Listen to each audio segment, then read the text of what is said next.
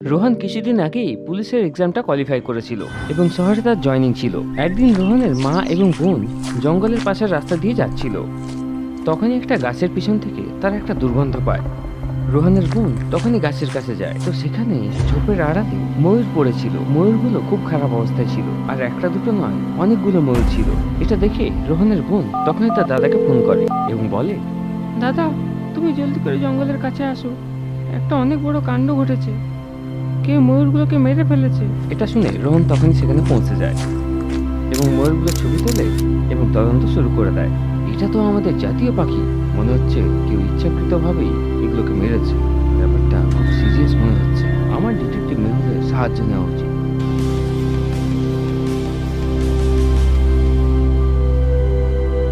কেসটা তদন্ত করার জন্য ডিটেকটিভ মেহুল সেখানে পৌঁছে যায়। মেহুল সবার আগে ব্যাপারটাকে ভালো করে দেখে, তারপর জঙ্গলের আশেপাশে সব লোকেদের ডাকে এবং জিজ্ঞাসাবাদ শুরু করে দেয়। এখানে অনেকগুলো ময়ূরকে একসাথে মারা হয়েছে এবং তাদের ডানাগুলোকে কেটে নেওয়া হয়েছে। আপনাদের মধ্যে কেউ নিশ্চয়ই কিছু দেখেছে, আমাকে সত্যি করে বলো। কিন্তু এত ভিড়ের মধ্যে কেউ কিছুই বলে না। কিন্তু মেহুল বুঝে যায় যে ভিড়ের মধ্যে একটা লোক নিশ্চয়ই কিছু জানে। কিভাবে? মেহুল এটা কিভাবে বুঝতে পারলো? এত ভিড়ের মধ্যে কে হতে পারে? ভাবো ভাবো।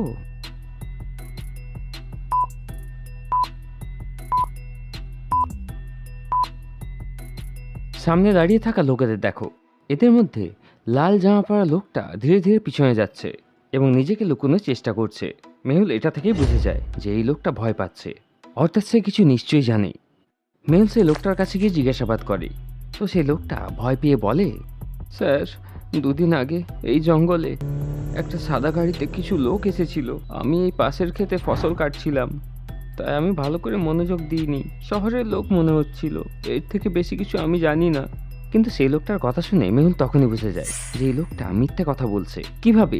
মেহুল এটা কিভাবে বুঝতে পারলো? ভাবো ভাবো।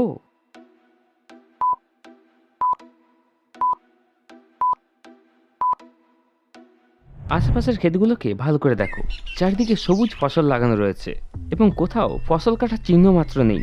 তাহলে সেই লোকটা কোন ফসল কাটছিল? কোন ক্ষেতেরই বা কাটছিল? সে মিথ্যা কথা বলছে।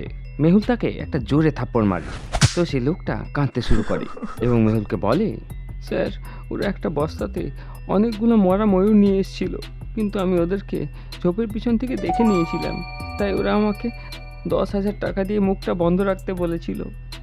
এটা ছাড়া আমি সত্যি আর কিছু জানি না। জঙ্গলের সামনে রক গার্ডেনের কাছে একটা হাইওয়ে ছিল, যেখান দিয়ে সব গাড়ি এবং যানবাহন আসা যাওয়া করত এবং সেই হাইওয়েতে সরকার থেকে একটা সিসিটিভি ক্যামেরা লাগানো ছিল, কারণ এলাকাটা জঙ্গলের পাশেই ছিল। মেহুল কন্ট্রোল রুমে কল করে, আমি ডিটেকটিভ মেহুল বলছি, আমার রক গার্ডেনের পিছনের হাইওয়ের সব সিসিটিভি ফুটেজ চাই বিগত 3 দিনের।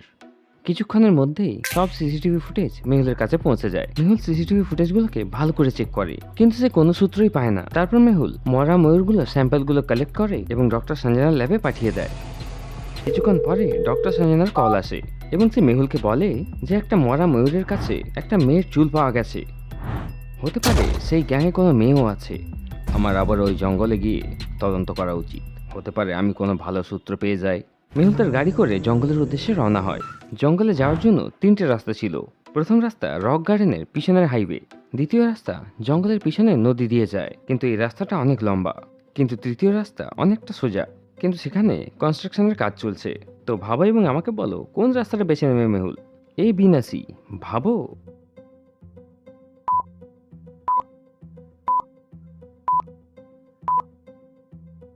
তৃতীয় রাস্তায় কনস্ট্রাকশনের কাজ চলছে, তাই এই রাস্তাটা বন্ধ থাকবে এবং প্রথম রাস্তাটা রক গার্ডেনের পিছনের হাইওয়েটা। কিন্তু এখানে সব সিসিটিভি ফুটেজ মেহুল দেখে ফেলেছে। সে কোনো সূত্র পায়নি এবং মেহুলের নতুন ক্লু দরকার ছিল, তাই সে দ্বিতীয় রাস্তাটা বেছে নেবে। মেহুল দ্বিতীয় রাস্তাটা নেয় এবং জঙ্গল পৌঁছে যায়। জঙ্গলে কিছুক্ষণ তদন্ত করার পর মেহুল একটা লেডিস পার্স দেখতে পায়। এই জঙ্গলে এত দামি লেডিস পার্স, নিশ্চয়ই কোনো গন্ডগোল আছে। মেহুল তার হাতে গ্লাভস পরে সেই পার্সটাকে তুলে নেয় এবং সেটার ভেতরে খুলে দেখে, তো সেই পার্সের মধ্যে কিছু ছবি এবং টাকা পাওয়া যায়। মেহুল পার্সের মধ্যে কিছু জিনিস দেখে চমকে যায়। তোমরা কি বলতে পারবে মেহুল শক কেন হয়ে গেল? ভাবো ভাবো।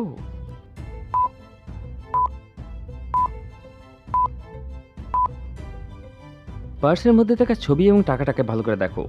সেই টাকাটা ইন্ডিয়ান নয়, এটা আমেরিকান ডলার। আর ওই মেয়েটা কোনো বিদেশি মহিলা মনে হচ্ছে। Interesting, very very interesting. এটা তো আমেরিকান ডলার, আর এই মেয়েটা তো কোনো বিদেশি মেয়ে মনে হচ্ছে ব্যাপারটা খুবই গম্ভীর। এরপর মেহুল পুরো জঙ্গলের তল্লাশি নেয়। পুরো জঙ্গলে চক্কর লাগানোর পর মেহুলের 3টি জায়গায় ডাউট হয়। তোমরা কি 3টি জায়গা থেকে বলতে পারবে যে মেহুলের কোন জায়গাতে ডাউট হলো, এ বি না সি? ভাবো ভাবো।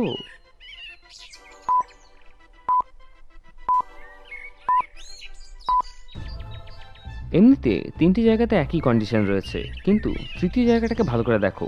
সেখানে অনেকগুলো পাখি কিছু একটা খাচ্ছে এবং কাপড়ের কিছু টুকরো পড়ে আছে। এখন এই ঘন জঙ্গলে কাপড় কোথা থেকে এলো?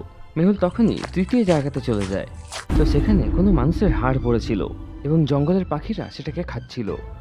এমনিতে সব হাড়গুলো এদিক ওদিকে পড়েছিল, কিন্তু হাড়গুলোকে দেখে এবং আশেপাশের ক্লু দেখে মেহুল বুঝে যায় যে হাড়গুলো ওই মেয়েটার।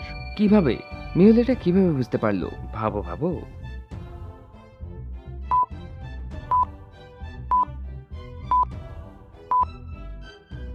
সেখানে একটা নয়, দুটো প্রমাণ পড়েছিল। প্রথম, হাড়ের কাছে কিছু লম্বা লম্বা চুল পড়ে আছে। দ্বিতীয়, হিল পড়ে আছে। এটা দিয়ে বোঝা যাচ্ছে যে এই ডেড বডিটা কোনো মহিলার, যেটাকে জঙ্গলের পশুরা খেয়ে ফেলেছিল। এই কেসটা তো খুবই সিরিয়াস হতে চলেছে। আমাকে কোনো রকমে এই ডেড বডিটার ব্যাপারে জানতে হবে। মেহুল সেই সব হাড়গুলোকে একটা পেটিতে ভরে এবং ডক্টর সঞ্জনা ল্যাবে পৌঁছে যায়। ডক্টর সঞ্জনা হাড়গুলোর ডিএনএ করে এবং মেহুলকে বলে, এই হাড়গুলোর এবং ময়ূরের কাছে পাওয়া চুলের ডিএনএটা ম্যাচ করছে। অর্থাৎ যে চুলগুলো পেয়েছিলাম সেটা এই মেয়েটারই ছিল। নিশ্চয়ই এটা সেই বিদেশি মেয়ে যার ছবি এবং পার্স আমি জঙ্গলে পেয়েছিলাম। মেহুল সেই মেয়েটার ছবিটাকে গুগল সার্চ করে, তো সেই মেয়েটার ইনস্টাগ্রাম অ্যাকাউন্ট পেয়ে যায়। ওই মেয়েটার নাম জুলি। মেহুল ওই মেয়েটার ব্যাপারে আরো ইনফরমেশন বার করে, তো জানতে পারে যে বিগত 1 সপ্তাহ ধরে সে গায়েব আছে। এই মেয়েটা বিদেশে থাকে, কিন্তু একটা ইন্ডিয়ান ছেলে তার খুব ভালো বন্ধু, তাই সে তার সাথে দেখা করার জন্য ইন্ডিয়া এসছে। এবং সেই ছেলেটার নাম রাঘব। আমাকে কোনো রকমে রাঘব পর্যন্ত পৌঁছাতে হবে। মেহুল রাঘবের বাড়ি পৌঁছে যায়, কিন্তু রাঘবের বাড়িতে তালা লাগানো ছিল। মেহুল আশেপাশের লোকেদের জিজ্ঞাসাবাদ করে, তো জানতে পারে যে রাঘব একটা ফরেস্ট অফিসার এবং বেশিরভাগ সময়ই জঙ্গলে থাকে। মেহুল রাঘবের মোবাইল নাম্বার দিয়ে তার লোকেশনটাকে ট্রেস করায়। রাঘব এই সময় শহরের সবচেয়ে বড় জঙ্গলে রয়েছে, আমাকে ওখানে যেতে হবে। আমি লুকিয়ে রাঘবের কাণ্ড কারখানা ট্র্যাক করি, বুঝে যাব সে জঙ্গলে কি করে। মেহুল তার গাড়ি করে বেরিয়ে যায়। এবার জঙ্গল পর্যন্ত পৌঁছানোর জন্য মেহুলের কাছে 3টে রাস্তা ছিল। প্রথম রাস্তাটা খুবই খারাপ এবং কাঁচা রাস্তা, এখানে মেহুলের গাড়িটা খারাপ হয়ে যাবে। দ্বিতীয় রাস্তা একটা পুল হয়ে যায় এবং সোজা জঙ্গলের মেন গেটের সামনে নিয়ে যায়।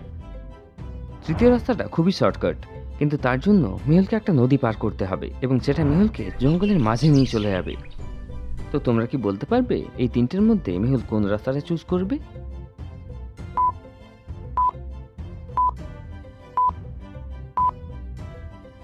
মেহুলের জন্য তৃতীয় রাস্তাটা সবচেয়ে ভালো হবে, কারণ যদি মেহুল তার গাড়ি করে জঙ্গলে যায় তো রাঘব জানতে পেরে যাবে। তাহলে মেহুল লুকিয়ে লুকিয়ে তার উপর নজর কি করে রাখবে?